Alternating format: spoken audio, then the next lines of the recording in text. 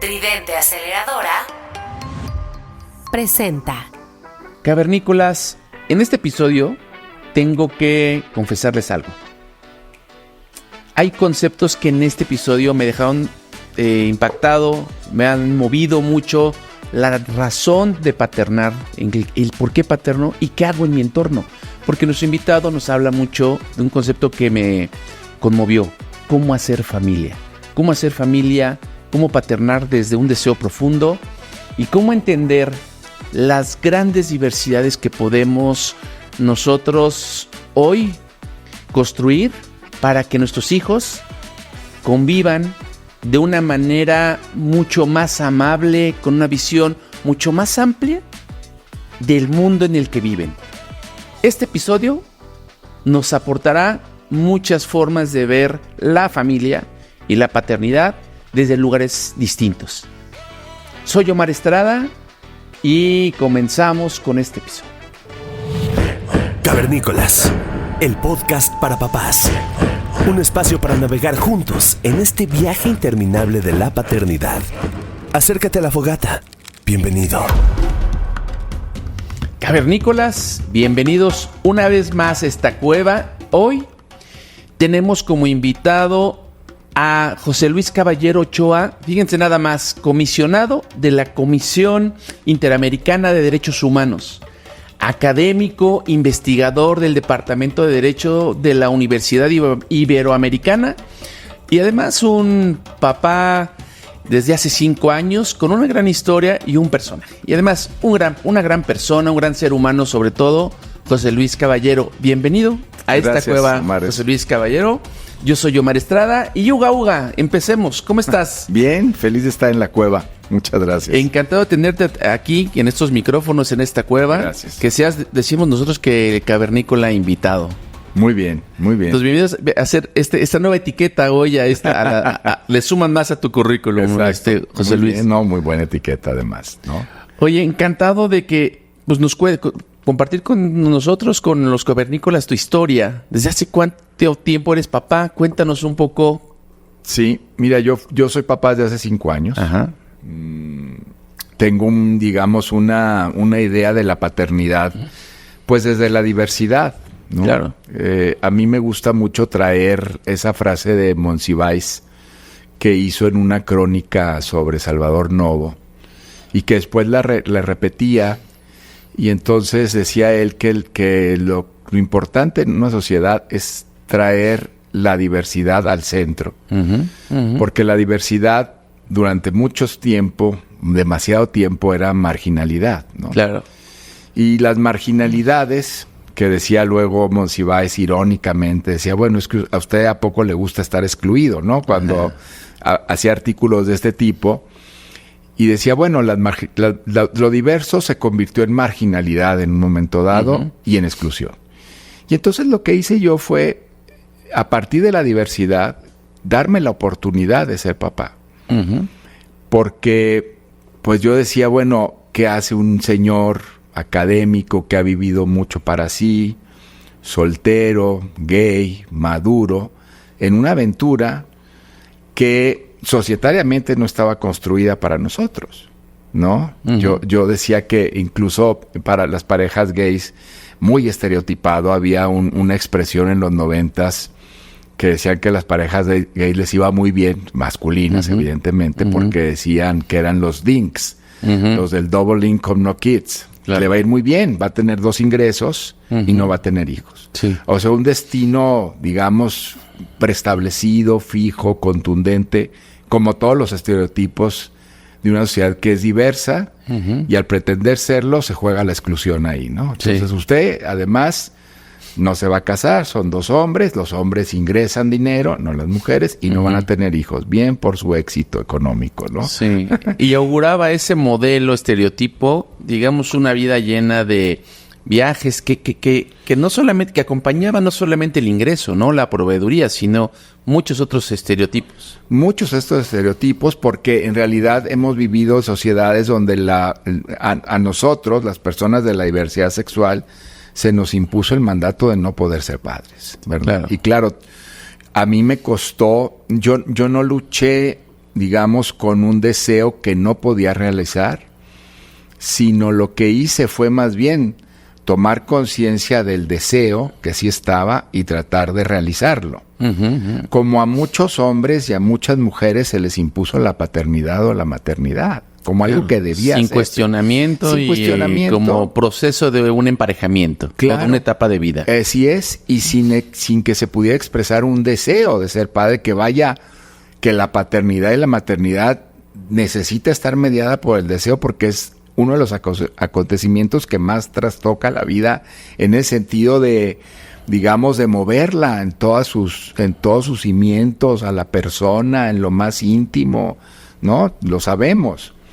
Y claro, nadie me preguntó. Entonces la pregunta que yo me hice fue, ¿cuándo decidí que yo no iba a ser papá? ¿Quién me preguntó a mí, oye, ¿quieres o no quieres? Y entonces esa toma de conciencia fue, bueno, yo lo asumí sin cuestionarlo y yo sí quiero ser.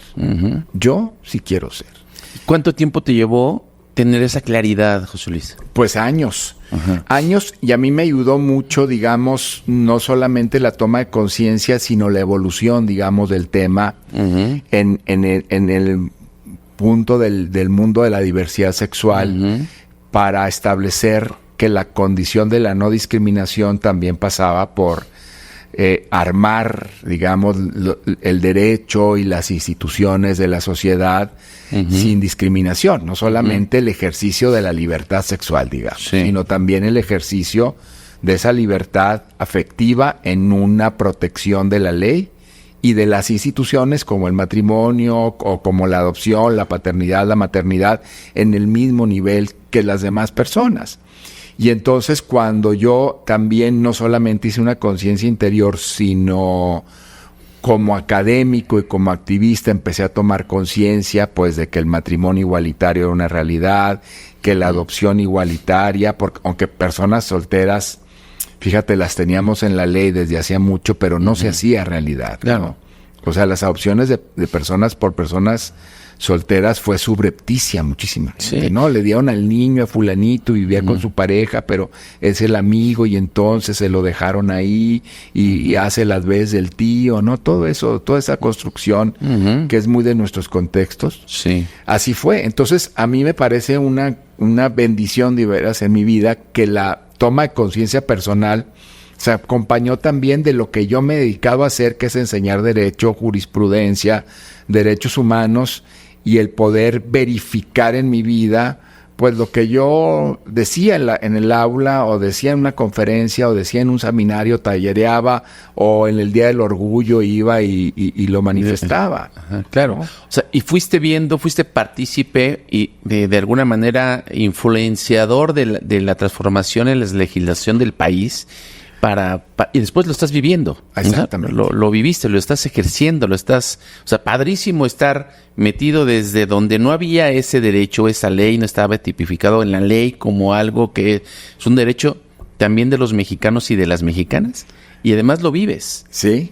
Qué maravilloso, qué genial estar experimentando en carne propia lo que también, digamos, pasaba por tu mente, pasaba en la ideología, pasaba incluso los que hemos estado asistiendo a una marcha, que hemos gritado, que hemos exigido cosas, que ves que lo vivas en carne propia, que eso se ha hecho realidad, José Luis. ¡Qué maravilla! Sí, y realidad, y además también pues como te dijera, sumergirse, porque aceptar el deseo también es sumergirse en la propia historia. Sí. Y lo que hay detrás ahí, ¿no? Entonces yo tuve, digamos, que confrontar, podría decir el verbo, pues mis miedos, ¿no? Y decir, bueno, ya no estoy jovencito, ni mucho menos. No tengo pareja, que eso también fue un issue, digamos, en mi decisión. Hasta que así como dije, bueno, a mí nadie me preguntó, dije, bueno, ¿y por qué le voy a dejar a terceros que se llamen estereotipos o un socio de pareja una decisión que es personal? Claro. Dije, pues tengo conmigo el deseo, tengo conmigo la posibilidad de realizarlo, tengo conmigo la legislación y una institución que pueda ver, que es la adopción. Sí, claro. Y dije, vámonos, yo quiero ser papá, se acabó. Y entonces ahí voy y me acerqué al DIF, ¿no? Uh-huh. Y había, todavía hay, pero bueno, había una institución que conocemos muy bien, porque además Ricardo Bucio la potenció mucho, que es el Sistema de Protección de Niños, Niñas y Adolescentes. Uh-huh. Y ha habido todo un andamiaje también para fortalecer la idea de que la institucionalización de los niños y de las niñas no tiene por qué ser un destino manifiesto, sino que tenemos que establecer formas de darles una familia, ¿no? Claro. Y bueno, yo me quise, digamos, llevar mi decisión ahí y fue fantástico. Ha sido fantástico. Oye, y el tema es, ¿cuánto tiempo te llevó? ¿Hace cuánto tú lo decidiste? ¿Y cuánto te llevó el proceso para concretar la adopción? Yo lo decidí en 2016. Uh-huh. Y empecé a tener algún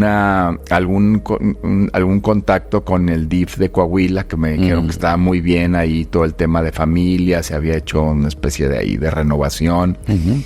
Y empecé en el DIF de Coahuila, iba yo muy adelantado y luego dije, ay, cabrón, ¿qué estás haciendo? Solo. Sí. Y luego le di un pasito para atrás y luego, pues ya, un empuje con el DIF de la Ciudad de México y empecé. Entonces fueron como 2 años, más o menos, en que se empezó a caminar, y un año más en esto. Que es una experiencia impactante, ¿no? Fregosísima, tener, digamos, porque además está mediado por un tercero, que es las instituciones del Estado, que eso ayudan, ¿no? O sea, a veces dicen, bueno, es que a los papás biológicos no les hacen un examen, ya uno por adopción sí. Bueno, está muy bien, porque pues el derecho de tener una familia con todas las cualificaciones es de los niños, no de uno. Claro. ¿No? Entonces, claro, pues te sometes a exámenes médicos, a un escrutinio socioeconómico, digamos, que sea pertinente, ¿no? Claro. Que tengas mucho dinero, porque sea pertinente. Te sometes a test psicológicos y a exámenes de idoneidad emocional, mental, ¿no? También. Entonces, claro, todo eso tiene su tiempo. Y se llevó un proceso. ¿Y recuerdas qué pasó cuando lograste tener no sé si se llama la autorización, o te dieron la noticia de, José Luis, vas a ser papá por adopción? Sí. ¿Cómo es esa noticia? ¿Cómo te llega ese momento? ¿Recuerdas? Pues ¿cómo pasó? Sí, ¿Qué pasó? Sí, porque es lo más fantástico que me ha pasado. Me llamaron del DIF porque yo estaba haciendo el proceso y digamos, estás en mesas para que puedas determinar tu idoneidad y vincularte con una persona concreta. Y entonces empiezan a hacer como un scouting, ¿no? De match. Y me hablaron un día y me dijeron que había una persona, un niño recién nacido, y que si yo quería continuar ya con alguien en concreto, yo dije que sí. Y bueno, pues fue a mí me cambió el sentido de todo, de verdad. Y luego fui a conocerlo, y luego fueron unos meses lo que se le llaman, digamos, un acogimiento preadoptivo, que es llevarlo a casa y que viva conmigo, que viviera conmigo, en tanto ya pues se transitaba la adopción. Y la adopción pues ahora es un procedimiento judicial oral, digamos, donde pues se ratifica la voluntad de alguien que quiere estar en eso, y es muy bonito, ¿no? Entonces el juez me decía, era como chistoretito el juez. Yo estaba así temblando y me decía, bueno, usted es abogado, usted sabe que es irrevocable, esta es una decisión irrevocable. Usted sabe que es irrevocable, ¿verdad, abogado? Sí, sé que es irrevocable, juez. Bueno, entonces esto ya no se echa para atrás. No, yo no me quiero echar para atrás, ¿no? Entonces es así muy fuerte, porque en esa es una audiencia donde se resuelve todo, ¿no? Y claro, pues a partir de ahí es otra cosa la vida. Otra cosa la vida. Oye, y la primera vez, entonces te das la noticia, formalizas el proceso, ya tienes, digamos, como la relación con tu hijo, ¿no? En este proceso, después la parte jurídica, el cierre formal ante el juez. Después de eso, ¿cuándo llegó tu niño a tus brazos recién nacido? ¿Qué edad tenía él? ¿Y cómo fue ese primer momento? Tenía 4 meses y medio. Uh-huh. Y ese primer momento, pues, fue un poco de nervio porque hay que preparar todo, ¿no? Sí. Y claro, hay muchas cosas que se van, digamos, construyendo de manera diferente y entendimientos que se van construyendo de manera diferente. Hay de repente un ejército de personas que dicen que va a ser un señor soltero y solo con un niño, ¿no? Uh-huh. También hay mucho estereotipo en eso, ¿no? En la idea de que una persona mayor y además un varón que va a ser con un niño, si esto es para mujeres y más jóvenes, todos esos rollos están muy bien implantados en la sociedad. Y bueno, es eso, entonces empezar a darme cuenta. Fíjate, es muy interesante porque yo me empecé a dar cuenta, quizá eso es el sentido de las vocaciones, ¿no? Sí. O sea, las vocaciones en la vida no es tanto lo fácil o lo difícil que puedas hacerlo, a veces son vocaciones que, perdón la expresión, cuesta un chingo hacer las cosas, sí, pero te llenan y son muy plenas. Claro.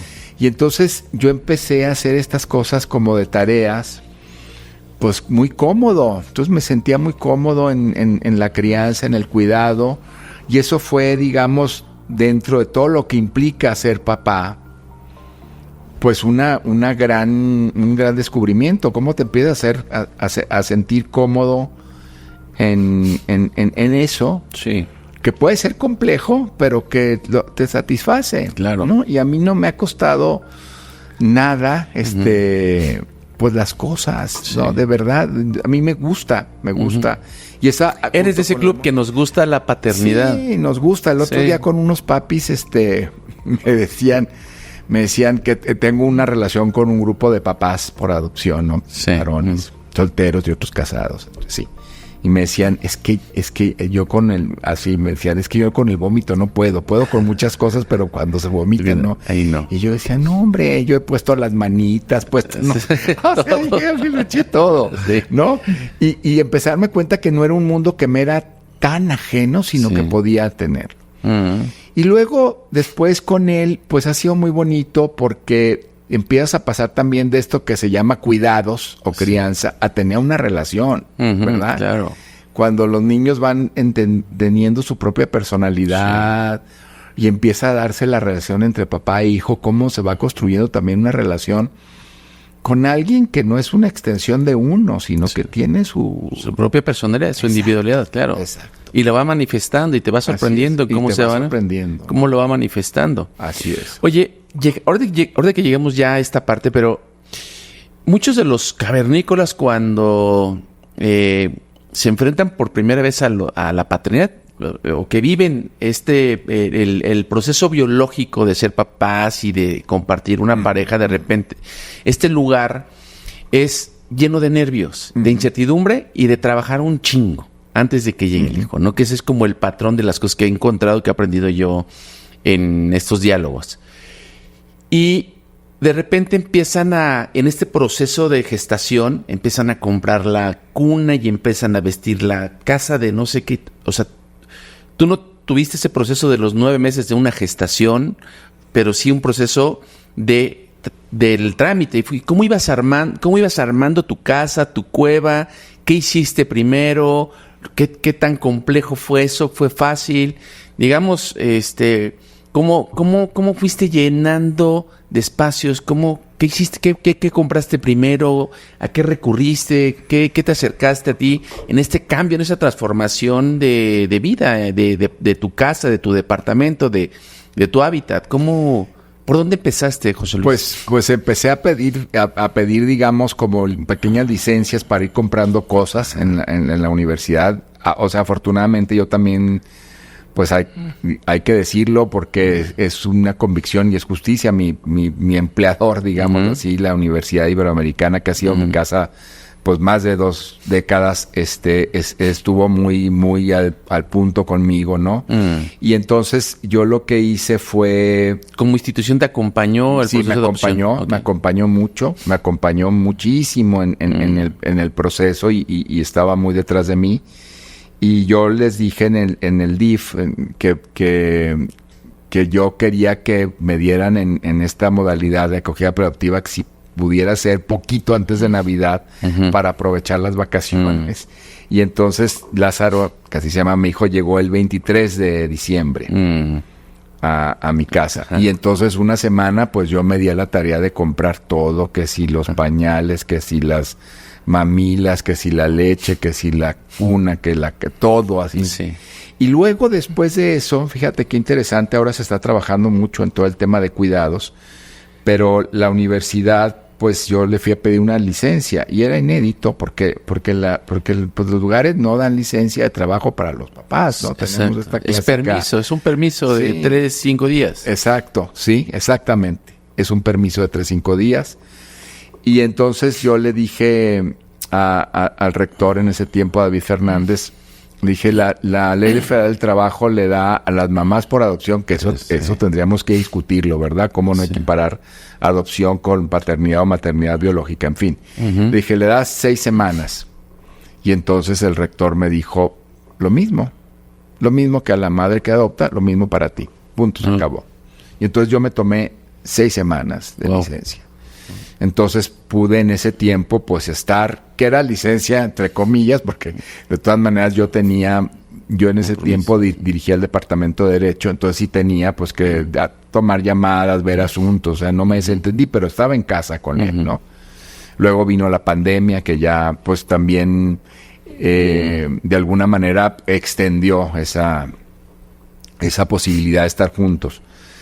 Y así fue como fui adaptando todo. Me sentía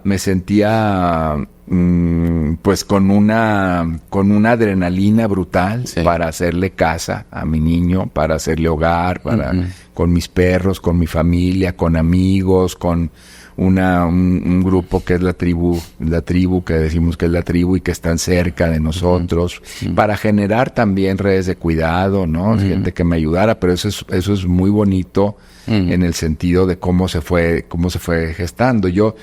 Y claro, lo más difícil después, pues es salir, fíjate, esa salida, digamos, a la sociedad, que también tiene sus retos. Claro. O sea, hacerle la casa, pero luego salir a la sociedad, porque salir a la sociedad implica, pues, las cejas levantadas, las dudas, las preguntas. Cómo responder preguntas. Sí, y preguntas que no te hacen seguramente, que es el que los notas, ¿no? Que se nota, sí, que se nota. De repente yo fui a Los Ángeles a ver a mi hermana, chiquito estaba mi niño, y bueno, lo que nunca me habían hecho en México de preguntarme un montón de cosas, ¿no? Porque se le hacía raro que un señor solo lleve un niño, ¿no? Claro, hay un cuidado, pero también hay muchísimo prejuicio. Sí. O sea, a mí me han preguntado N veces, ¿dónde está la mamá?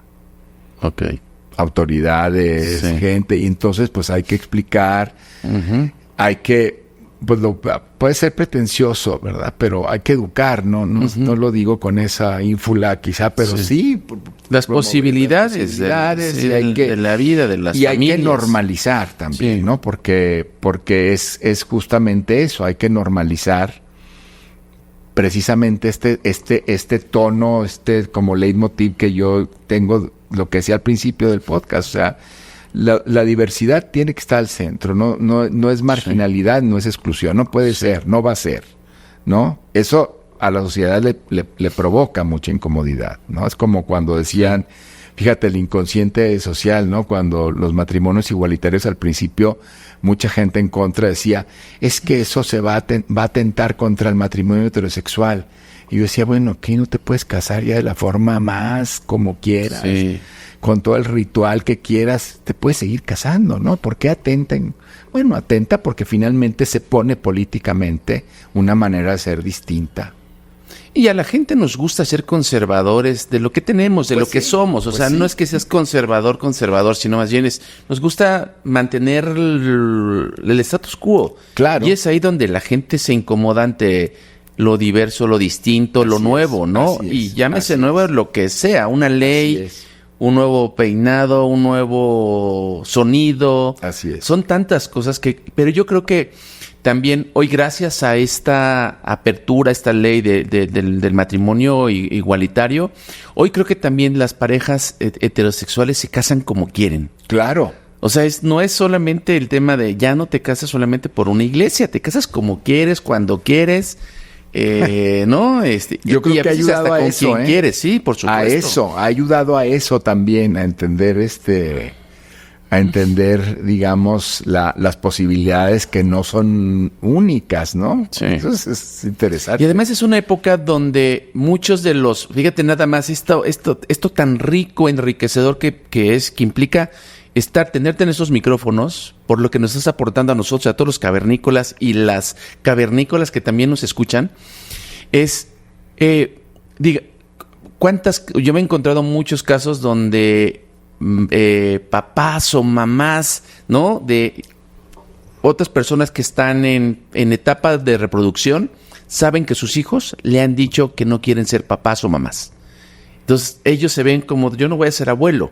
Entonces eso a muchos les genera cortocircuito, y a otros dices, ok, entiendo, ya entendí que la vida es distinta, ya no es como yo. Así. Entonces creo que estas cosas ayudan mucho a ver el mundo más amplio que solamente un modelo, una forma o un estilo, o lo que hemos vivido tradicionalmente en nuestras familias, ¿no? José Luis. Y creo que me parece que esto es un gran parteaguas. ¿Qué otros retos te has enfrentado siendo tú pues un papá, cuando me imagino, no sé cuánto viajaron, salieron por primera vez del país, pero el visado, la tramitología de la visa, si saliste con tu pequeño del país, ¿qué te enfrentaste aquí y qué te enfrentaste del otro lado de la frontera? Pues mira, esa pregunta de dónde está la mamá me la hicieron llegando a Los Ángeles, ¿no?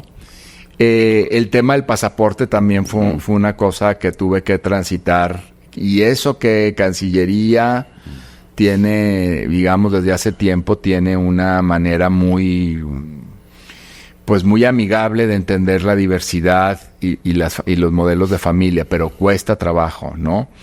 Y me he enfrentado pues a esto que sale de la norma, ¿no? Es decir, ¿por qué un señor solo, sin pareja? Bueno, todas las preguntas que tienen que ver con qué hace un papá haciendo lo que tradicionalmente se digamos, endilgan las mujeres, ¿no? También he entendido mucho lo que muchas mujeres les costó durante tanto tiempo, en que entendiéramos la sociedad la doble jornada, ¿no? Y entender cómo la adecuación del trabajo pues tiene que ser en función también de otro trabajo.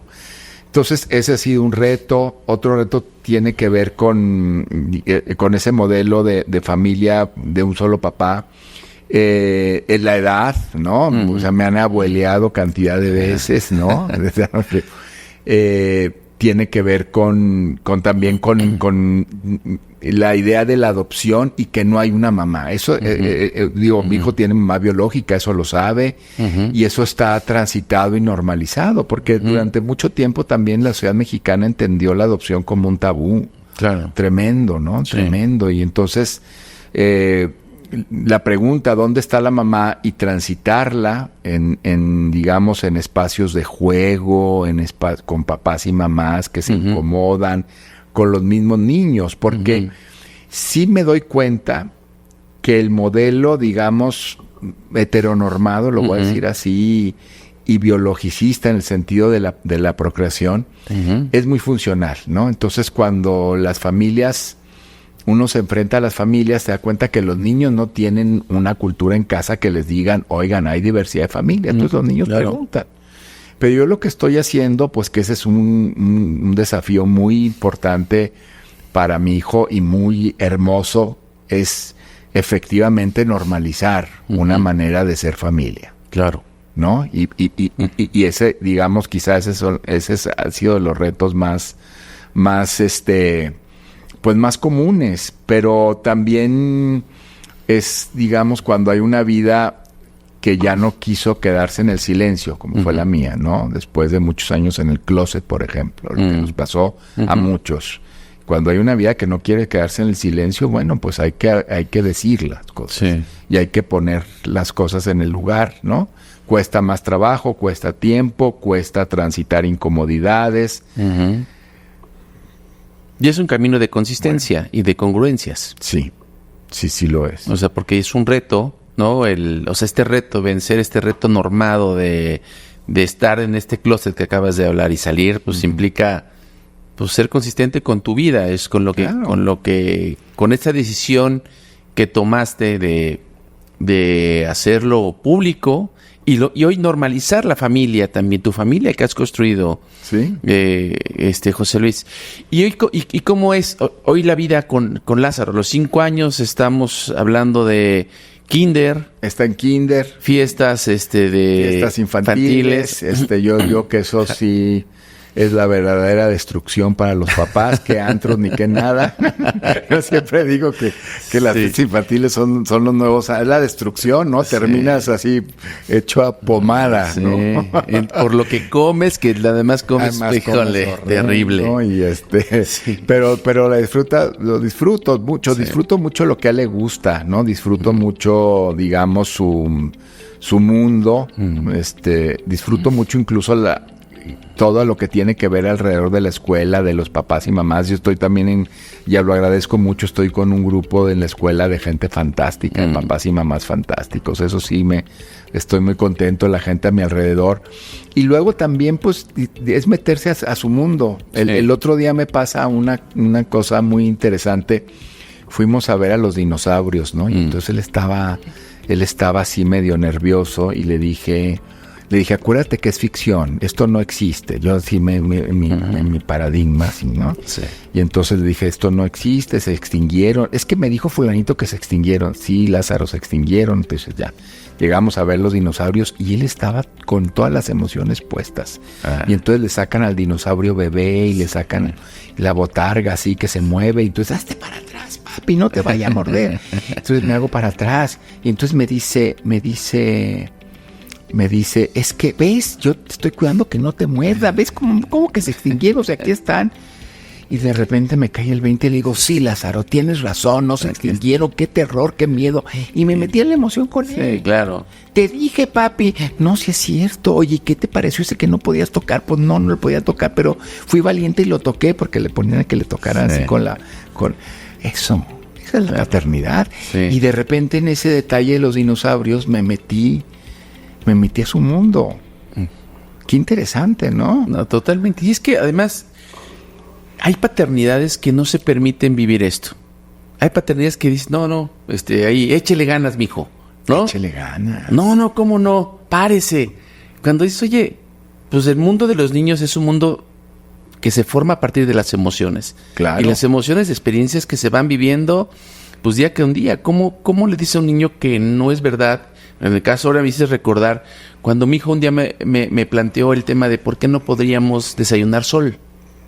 Y dices, oye, pues tienes razón, nada más deja ver por dónde va, a dónde vamos, a dónde, o sea, ¿qué hacemos? Pues nos pusimos en la ventana, que en ese momento del baño de esa casa, y entraba el sol y le habíamos puesto una especie como de malla de acrílico que empezaba a sacar como luces hacia distintos lados. Entonces nos pusimos con la boca abierta a desayunar un ratito de sol, ¿no? Entonces son estas cosas que te conectan. Yo creo que de estas cosas tienes toda la razón. A mí me llena la vida los recuerdos que tengo con mi hijo. Y cada vez que estoy en contacto con él, es algo que a mí me parece maravilloso en mi vida. Tener un hijo, verlo, tocarlo, escucharlo, sentirlo, ver cómo respira, ver cómo crece y sus expresiones y las etapas de vida, ¿no? Que hay detrás de cada uno, como esto que acabas de compartir. Memorable, José Luis, memorable estos momentos, ¿no? Memorables.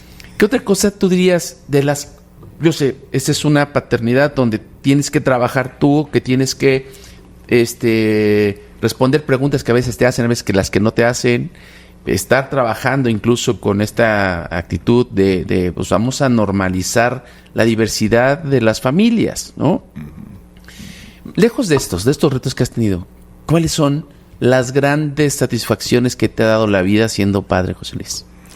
Pues es sobre todo, fíjate, puede ser lugar común, pero sí es importantísimo y es muy relevante y muy emocionante poder que vaya desarrollando su personalidad, ¿no? Uh-huh. Esa es una una cosa que a mí me maravilla todos los días, entender cierta rebeldía, cachar los gustos, cachar las cosas que son distintas, en muchas cosas que se van pareciendo, ¿no? También a uno, ¿no? Entonces, a veces yo uso mucho la palabra fantástico y entonces de repente él me dice, no es nada fantástico. A los 5 años, ¿no? Y que se va poniendo como en un, es decir, cómo se van plantando frente a la vida, ¿no? Esa es una cosa de las más bonitas, ¿no? Y empezar a ver eso. Y empezar a quitarse uno las telarañas del adultocentrismo, que eso es, yo creo que eso es un reto de todos los días, ¿no? Quitarse las telarañas del adultocentrismo y ver también, pues, el protagonismo de los niños y de las niñas, o de él mismo. Eso, y pues el amor, ¿no? Que va creciendo con él, ¿no? No creo que no es... El amor es algo que dices tu hijo, no me sobrepasa la persona, pero al mismo tiempo va creciendo, ¿no? Sí, y además crece, decíamos hace un rato que el tiempo con los hijos es un tiempo que corre más rápido de lo que uno se da cuenta. Entonces, de esos 4 meses y medio que llegó, ahora a 5 años, pues seguro han pasado tantas historias sin que te des cuenta. Muchísimas. Y yo trato de escribir todo, pero no me da la vida, no me alcanza. Y oigo a mucha gente me dice, disfruta esta etapa porque es muy bonita, porque no, que dice, se va rápido. Sí, ¿no? Pues sí, pero siempre decimos que somos papás primerizos, ¿no? Siempre somos papás primerizos. Hoy voy a ser papá primerizo, un niño de casi 11 años.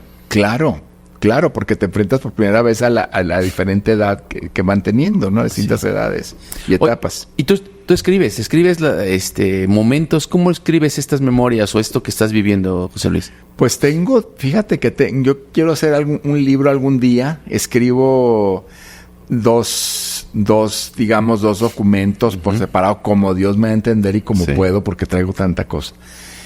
Uno es un tono de reflexión conmigo mismo de lo que me está pasando con la paternidad y lo que voy entendiendo y los retos y todo esto. Y tengo otro documento donde yo le platico a él cosas. ¿Qué hace? ¿Qué dice? Chistoso, ¿qué pasó tal día? ¿O qué me llamó la atención? Como algo para él, ¿no? Esos dos. Entonces ahí los voy hilvanando, pero a veces me paso muchos días y no escribo nada, ¿no? Y que además, fíjate que me haces recordar, algo que yo he hecho es también hacer notas y a veces hacer audios, grabar audios. Claro. Y eso es un tema, por ejemplo, yo tengo un audio y eso es algo que digamos, ya hicimos una tradición, mi hijo y yo, y que no le permito fácilmente que lo omita cada mañana. El buenos días, papi, yo digo, esa es la mejor dosis de vitamina que puedo tener yo en mi vida. Sí. Y cuando no, se gana una dosis de cosquillas que hasta que entiende que tiene 30 segundos para cuando amanece decirme el buenos días, papi. Y eso me parece el sonido de Los Ángeles, el sonido de algo maravilloso, José Luis. Uno. Y otra, que he grabado audios, videos de historias lindas con él. O sea, el tema un día... de verdad que me está haciendo recordar estos momentos como a los 3, 4, 5 años de mi hijo. Lo llevaba yo estaba viviendo proceso de separación, de divorcio. Entonces, eso es que el fin de semana vas organizando los fines de semana. Y el tema de ir como papá solo a vivir,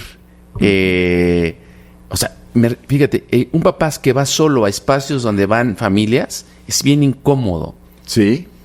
Es chocante, dices, no mamen, ¿qué me ven?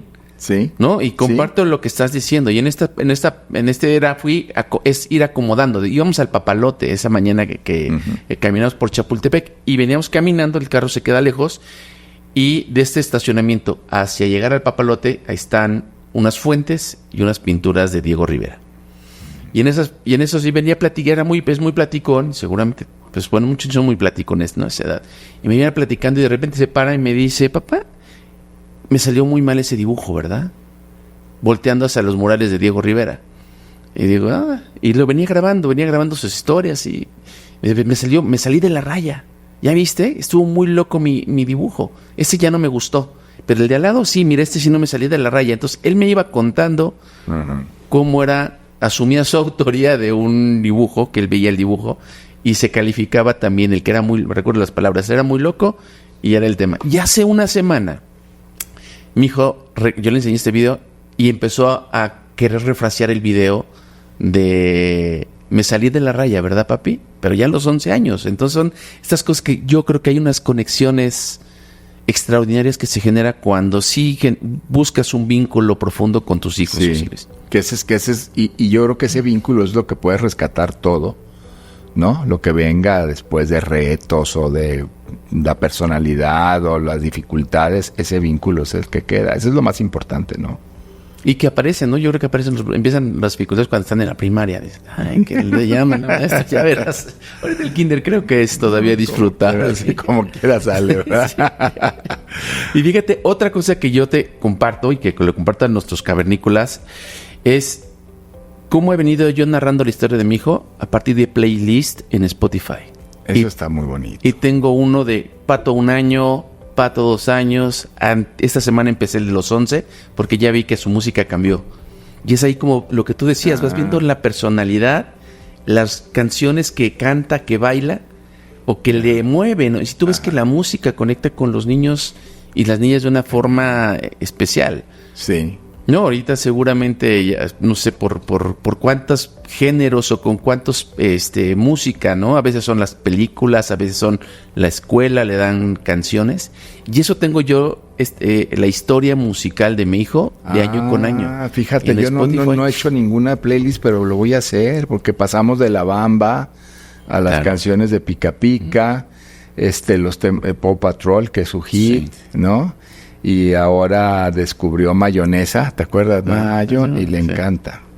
Entonces eso está muy bien. Sí, entonces digo, yo tengo estas que son, yo creo que son 5 canciones, son 8 canciones, son un playlist más largo, pero creo que es una manera de generar este vínculo, de regresar. Y a veces creo, lo despierto yo con estas canciones. Por ejemplo, lo despierto con algo de los 3 años y se despierta de buenas. Se despierta contento, rápidamente me dice buenos días, papi, y se levanta mañana. Entonces está. Qué buen tip. O sea, sí, son de estas cosas bonitas también que hay de las cosas que yo creo que hacen que como cavernícola disfrute también estos momentos que hablo de cariño, amor, ternura en la paternidad, que eso es algo que he decidido que así sea mi paternidad. Claro, pues, es que fíjate, esa forma de, yo decía el autocentrismo, pero también la masculinidad, porque la paternidad reta la propia masculinidad, ¿verdad? O los mandatos de masculinidad que todo el tiempo.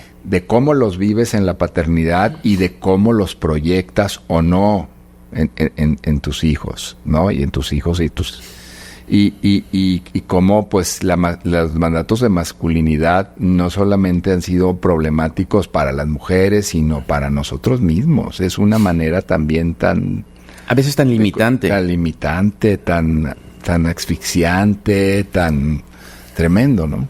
Sí, nos deja poco margen para otras cosas que estoy seguro y que yo creo que, como hablábamos al principio, en este momento de la vida, en esta etapa, en 2024, con tanta información, con tanta transformación del mundo, con las aperturas, con la ciencia, con la información con la que tenemos, de repente no ha evolucionado. Por eso el cavernícola, como metáfora, no es posible que sigamos siendo cavernícolas, arrastrando los nudillos, sino permitiendo ser desde nuestra masculinidad una paternidad que goce, que viva, que vibre, que sea vulnerable también, desde el amor, desde un territorio positivo, pero también de las debilidades, porque estoy seguro que como a ti, como a mí, pues yo vivo constantemente con la pregunta de si lo estoy haciendo bien. Claro, siempre.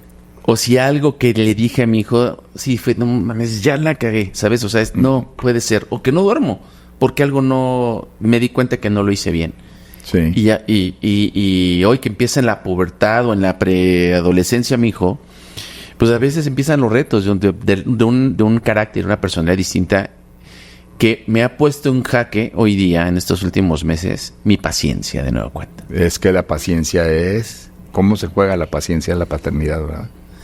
Pero son decir, oye, no, ¿cómo esto? ¿Me estás cambiando las reglas del juego? Pues hoy toca reajustar también las reglas del juego. Entonces esas cosas que hace poco en un grupo con amigos hablábamos sobre cómo hacer la paternidad, ¿no? Me preguntaban, salió la pregunta es, ¿cómo era en ese grupo? La pregunta es, ¿en qué momento te sientes solo? Y yo lo que decía, me siento solo tomando decisiones para alinear la vida de mi hijo, o hacerlo bien o hacerlo mal, o ejerciendo la paternidad, me llego a sentir solo, José Luis. Y la culpa también, ¿no? Sí. O sea, porque eso también se juega mucho. Yo que me creía muchicho en temas de estoy muy terapiado, la culpa. No, hombre, la culpa se juega cañón. Todo, aparece muy frecuentemente. Claro, le haces conciencia a lo que haces por la culpa, así, pic. Ahí va. Sí va apareciendo. Sí. Oye, si tuviéramos enfrente, o sea, a cavernícolas que quisieran pasar por un proceso de adopción como tú lo has hecho, ¿qué les dirías? ¿Qué les recomendarías? Pues que no tengan miedo. Eso sería lo primero.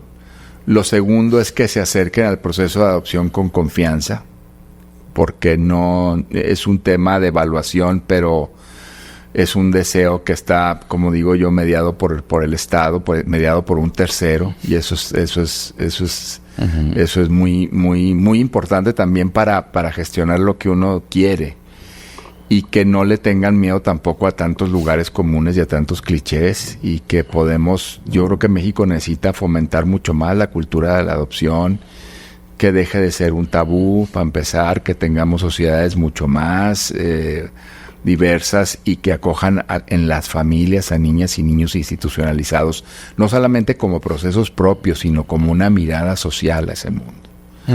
Y eso, y que hay que lanzarse, tengan o no tengan pareja, es muy importante. A mí me llama mucho la atención pues las familias que luego se constituyen con hijos biológicos y por adopción, o que están encontrando otra forma, porque ahí también uno de los estereotipos de la adopción es ese, ¿no? Es decir, como no podían tener hijos, entonces adoptaron. Bueno, no, es una manera de ser familia, ¿no?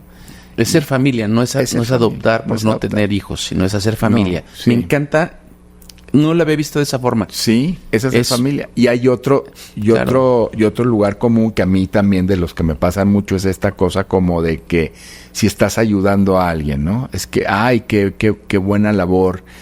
No, yo no estoy ayudando a nadie, ni estoy haciendo labor de nada. Yo lo que quise es hacer familia. Entonces la adopción lo que te posibilita es hacer familia, como se hacen las familias de muchas maneras, con abuelos, abuelas, parejas hetero, parejas gay, con animales, con hermanos, con abuelos. Es hacer familia. Uno hace familia de muy diversas formas. Claro. Y la familia siempre es un espacio seguro. Seguro. Es un espacio también de amor, de contención, de crecimiento, de desarrollo, de peloteo humano. Sí, así es. O sea, y además es un tema es como la evolución también del mamífero, ¿no? Estando ahí en familia, es un mamífero que se cuida, que se acoge, que se protege, que se olfatea. Sí. Yo siempre digo, cuando te olfateas vas perdiendo el miedo. Claro. O sea, y son las redes primarias de contención familiar, nada más que hemos aprendido esto de decir, bueno, es que la familia es una cosa y luego los amigos son otra. No, lo que pasa es que eso también es familia. La familia a veces se reconstituye o se dimensiona o se transforma de una cosa a otra, pero la familia es básica para que nos desarrollemos, en sentido de familia, ¿no? José Luis, si tuvieras aquí enfrente a José Luis de hace 5 años, ¿qué le dirías? O tal vez el de hace 10. Al de hace 10, que no tuviera miedo. Al de hace 5 años, bien por ti. Qué chingón. Eso.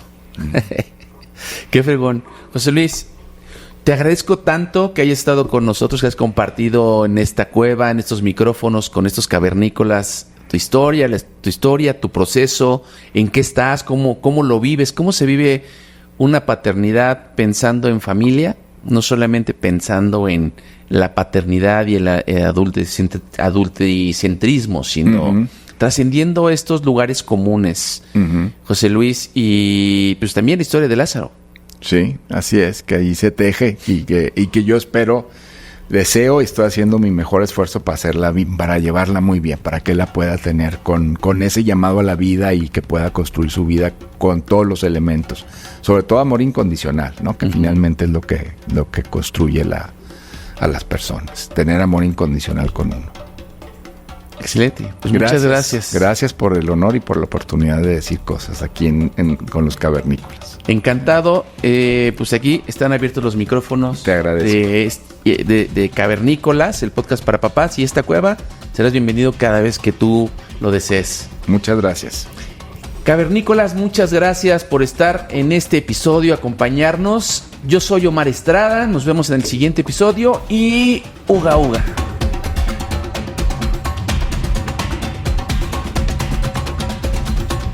Cavernícolas, el podcast para papás.